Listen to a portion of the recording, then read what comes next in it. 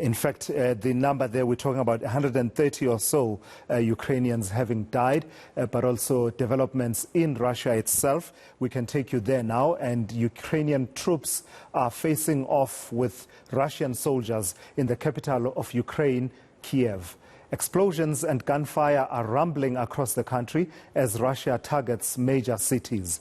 Moscow's invasion has left a trail of destruction and dozens of people have died. Our Russia correspondent, Julia Chapman, joins us now from near the border with Ukraine. Julia, good evening. Locate yourself for us and give us a sense of what the roundup is from your vantage point this Friday evening. Here on the Russian side of the border with Ukraine, things are very calm. Everything is pretty normal in the city of Rostov-on-Don, where I am now. People are going about their daily lives unaffected by the conflict that is happening on the other side of the border, where we know that the Russian government is carrying out an intense campaign in what appears to be an effort to take control of the country. President Vladimir Putin is calling it a campaign of demilitarization and denazification, claiming that the government in power at the moment are run by fascists. He talked earlier today about the possibility of engaging in diplomacy with them, dismissing that option by saying that they couldn't see any possibility of agreement with drug addicts and neo-Nazis. So this is the line that is being put forward by the Russian government in an effort to justify this incredible campaign that they are carrying out on parts of the country from east to west. The Ministry of Defense maintains that they are only targeting military infrastructure. They aren't carrying out campaigns against cities, but there have certainly been some attacks on residential areas, despite the Ministry of Defense's claim that civilians are safe. Julia, any doubt that this is a full-on invasion with the intention of occupying Ukraine is fading, is it not? What with the talk of Russia demanding that, Ukraine should declare a quote-unquote neutral status and also demilitarization. A country without a military is hardly a country really that can claim its sovereignty in the case of Ukraine if these demands are to be met.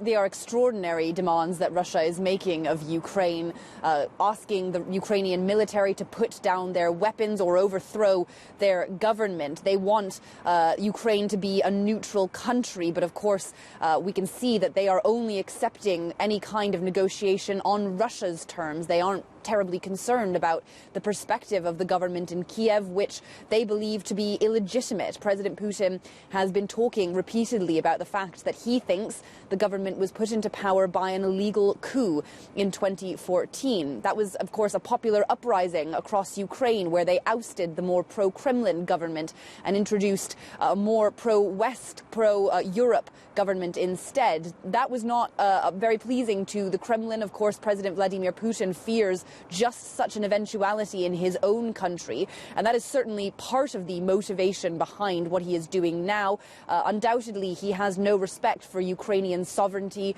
none for territorial integrity either, and he does appear to be trying to put in power either a puppet government in Kiev that is more Kremlin-friendly, or take over the entire country himself. And part of that, the conversation has been he would be willing to, Russia would be willing to enter into talks in Minsk, in neighboring Belarus, in the Belarusian capital, but of course only if those conditions of demilitarization are met. Is there anything happening diplomatically, Julia, in the sense that is Vladimir Putin and the Kremlin and the rest of the Russian establishment, are they even responding to the moves by blocs such as the EU to impose sanctions on some officials? The sanctions that have been announced are being threatened now by the Kremlin with counter-sanctions. They say they have already prepared a package of measures in retaliation for what the EU, the US, the UK and Canada, among others, have introduced against Russia. We've already seen some of that happening today after the UK decided to block and ban Aeroflot, the flag carrier of Russia, from Britain. Russia then turned around and banned all British airlines from even flying through Russian airspace, which is going to make trips to Asia much more difficult. But no, we're not really seeing any genuine attempts at diplomacy from the Russian side.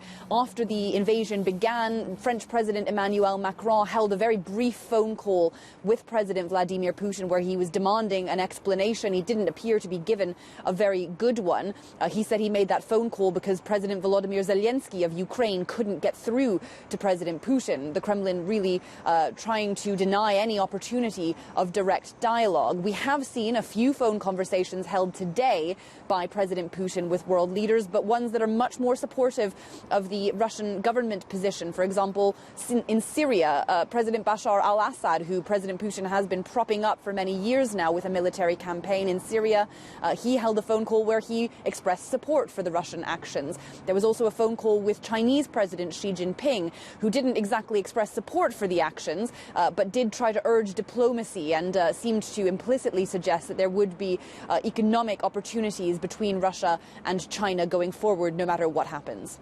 All right, I've got to thank you for that update. That's our correspondent in Rostov in Russia there, Julia Chapman, giving us an update on day 2 of the conflict in Ukraine.